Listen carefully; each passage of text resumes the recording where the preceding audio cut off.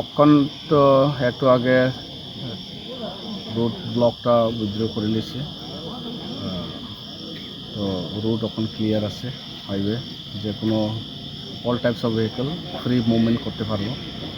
তো তারা যে ডিমান্ড আসছিল এটা কিছু টেকনিক্যাল ফল্ট আসলো, এটা কোর্ট নেক্সট ডে দেওয়া হয়েছে, তখন তারা আবার প্রেয়ার করবো, তখন কোর্ট ডিসিশন দিব তারা যে আসামিকে বেল দিব নাকি হইব, এটা ওই আশ্বাস নিয়ে তারা অ্যাজ পার কোর্ট অর্ডারের মোতাবেক তারা রেস্ট করে নিতে ফর দ্য টাইম বিং তারা আজকের জন্য তারা অল রুট ব্লকটা ফ্রি থাকবো বলে ডিক্লেয়ার দেওয়া হয়েছে।